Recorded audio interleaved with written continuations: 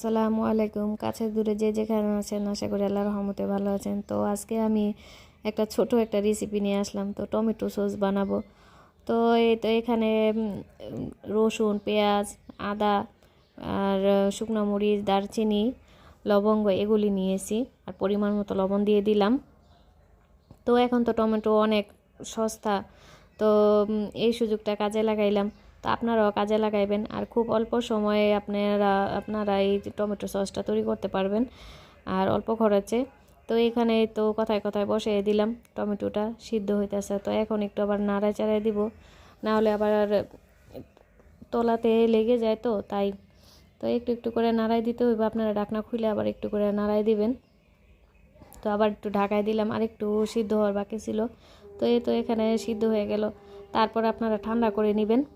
ঠান্ডা করে তারপরে ব্লেন্ড করে নেবেন, ভালো করে মিহি করে ব্লেন্ড করবেন। তো আপনারা চাইলে, এই তো সামনে রোজা আসতেছে, তো রোজার মধ্যে অনেক কম বেশি সবাই ভাজা পোড়া খাওয়া হয়।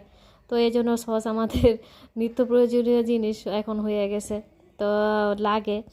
তো এই সস্তার টমেটো, আবার মনে করেন সামনে রোজা, তো এই কথা মাথায় রেখেই এই সসটা তৈরি করা। তো আপনারাও করে নেবেন, আপনাদের মানে অনেক উপকারে আসবে। তো এর কথায় কথায় তো চিনি দিয়ে দিলাম, তারপর একটু গোলমরিচের গুঁড়ো দিলাম, সামান্য একটু মরিচের গুঁড়ো দিলাম। তো এটা একটু কালারের জন্য দিলাম। তো আপনারা চাইলে দিতে পারেন। আর ফুড কালার এখানে ব্যবহার করিনি, আমি একেবারে পিওরভাবে এটা তৈরি করতেছি, সিম্পল উপায়ে। তো আপনারা এটা পরে একটু তেঁতুলের পিউরি দিয়ে নাড়াচাড়া করতেছি। আপনারা নাড়াচাড়া করতে থাকবেন যাতে লেগে না যায়। তো এখানে আবার আমি এক কাপের একেবারে হাফ কাপের একটু কম ভিনেগার নিয়েছি। এখানে 3-4 চামচ, 4 চামচ কর্নফ্লাওয়ার নিলাম। তো সবার লাস্টে এটা আপনারা দিবেন। তো এটা দিলে হয় কি, মানে এটা থিকনেসটা আরও বেশি সুন্দর আসে, আর এটাও সসটা খুব স্বাদ হয় খেতে। তো এর মাঝে আমি বিট লবণ দিয়েছি, এটা তো আর বলা হয়নি, বিট লবণও দিয়েছিলাম।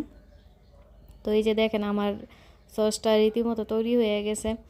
তো সসটা কালারটা খুব সুন্দর হয়েছে, আর দেখেন থিকনেসটা কত সুন্দর হয়েছে সস। তো আমরা তো চাইলে বাসায় এটা বানায় করতে পারি, তো সারা বছরই সংরক্ষণ করে রাখতে পারি। তো এখন টমেটোর সিজন, আপনারাও করে রাখবেন। তো এই যে টমেটো পিউরিটা ঠান্ডা হয়েছে। তো এখন আমি আবার কাচের জারে ঢেলে রাখতেছি। তো কেমন হইলো আমার ভিডিওটা, লাইক, কমেন্ট, সাবস্ক্রাইব করবেন। আর আপনাদের একটা সাবস্ক্রাইব আমার সামনের দিকে এগিয়ে নিতে সাহায্য করবে। তো আল্লাহ হাফেজ।